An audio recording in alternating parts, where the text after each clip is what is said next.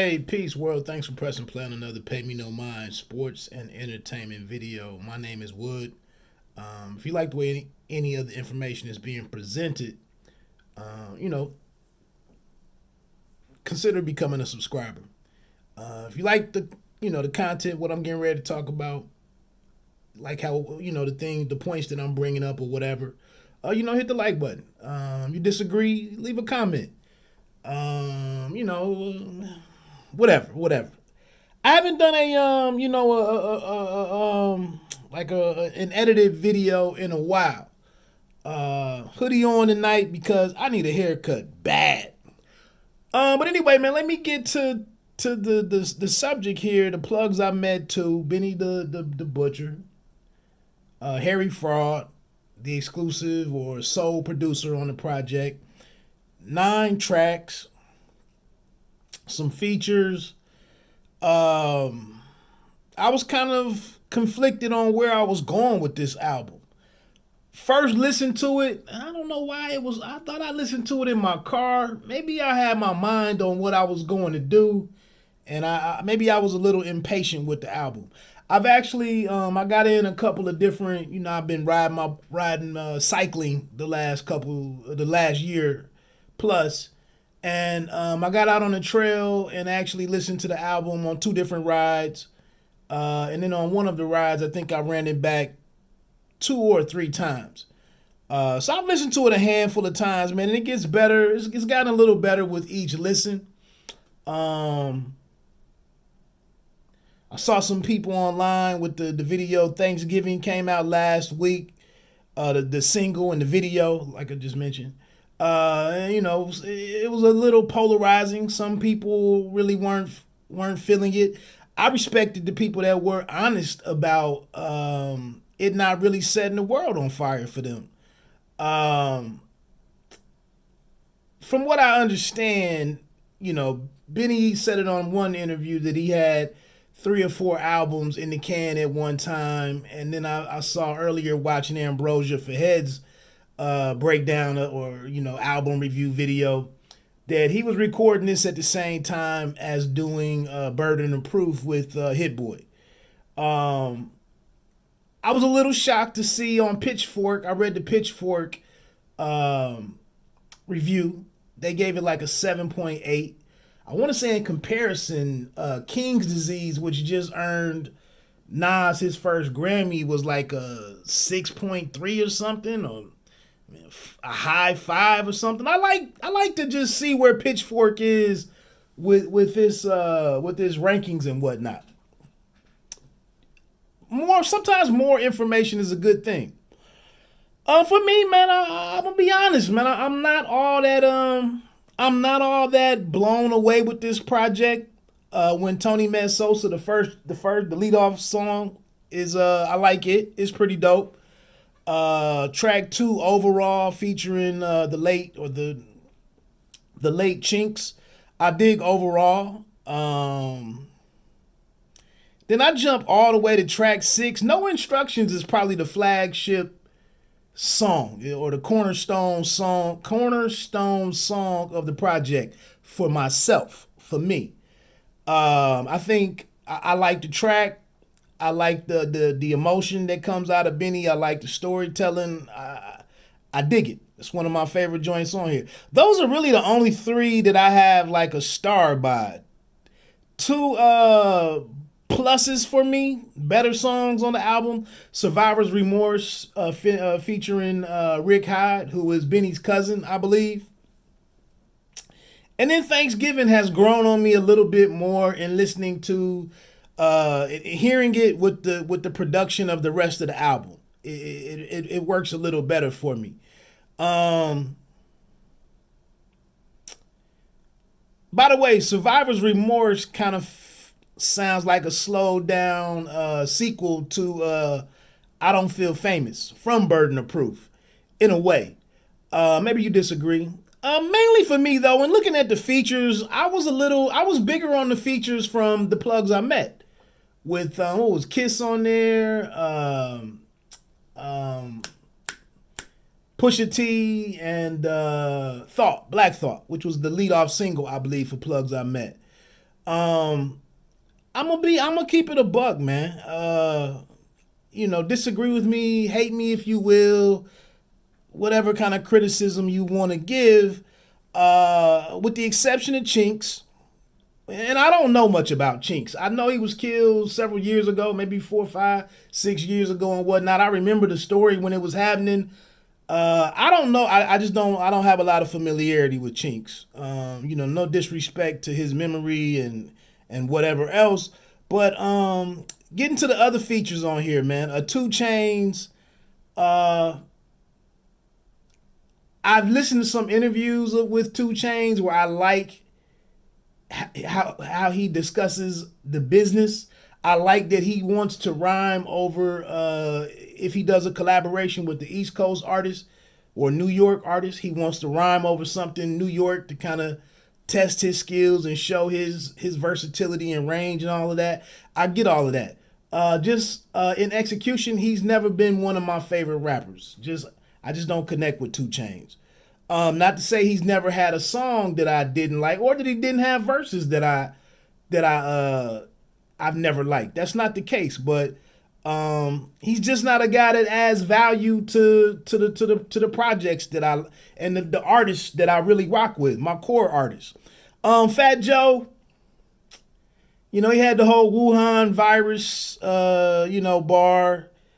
Shout out to my man Latoris Harrison. Told me that he apologized or something for that. Um,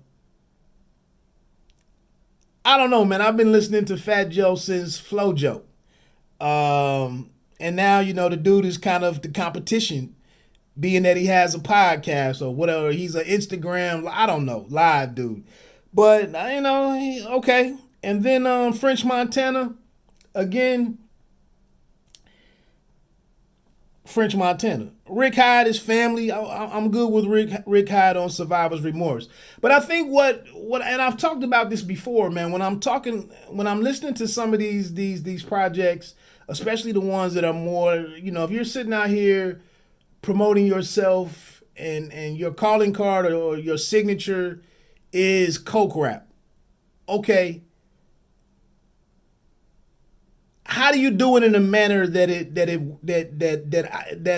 is some value there in some aspects, lyricism, uh, swagger, attitude, point of view, um, production. What are you bringing? What are you bringing to the table with this coke rap? And I think what I've enjoyed about listening to Benny the Butcher's growth in his catalog as it's expanded, and added new material. Um, it's this sharpness. It's the business references or the business mentions and analogies and whatnot. It's the street wisdom. It's the food for thought here and there. It is the production. It's a number of different things, but mainly it's always been the hunger and the sharpness and the delivery and certain songs, the way he approached a song, what he was trying to say in it. It's been different things that I've connected with Benny. These features, none of them do that for me. They just sound like dudes who are no longer in the streets making money off of talking about street activity. And the Pitchfork article that I read, I think maybe that wasn't that. It was another article I read a couple of weeks ago where Benny was just talking. I can't remember what outlet it was, but he was talking about um, the responsibility, in or the thin line that you walk in glorifying this stuff and then being authentic about the perils of the game and the hustle. And I get that sincerity and that responsibility you know, from him. But some of these other dudes, like again, because of where they are in their careers or how they rap, uh, what their content, their subject matter is, their way of doing it, it just doesn't resonate for me. So some of these guys on here, like I said, they didn't add a whole lot of value to me. But I know the game though. I know why you go and get 2 Chainz. I know why you select a Fat Joe. I understand. I kind of don't understand why you get French Montana because I really don't know what Montana's relevance is here at this point. But I guess Montana has worked with Harry Fraud before. Harry Fraud, for the most part, I think he does his job. Um, I don't know, man. It's only nine. It's only 9 records on here, and that's the thing. If we're keeping it a buck, how many times can you go to the well? Out of 5 stars, I would probably give this three and 3/4, maybe. You know, 4. I don't know. I hate ranking stuff.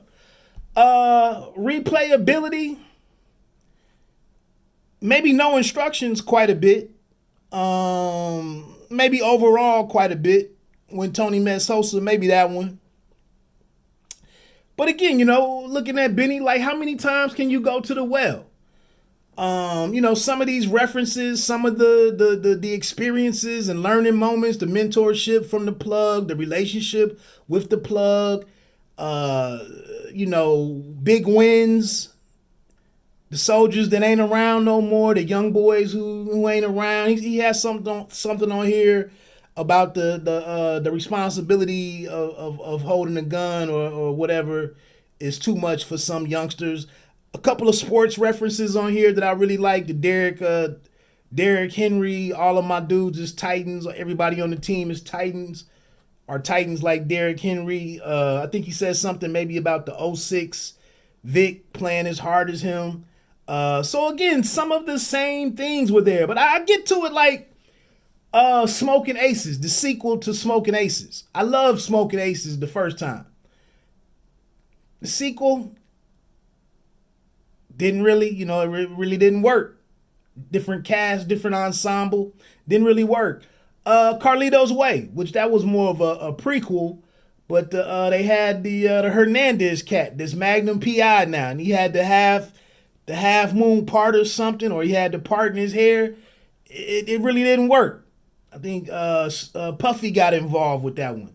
So I'm just saying, man, some of these projects when you set out to do them, how they actually arrive, they don't always exceed. And I'll be honest with you, man, and I'm getting ready to end this, but Tana Talk 3 was just so in the pocket. It was so it's a seminal piece of work or body of work. I mean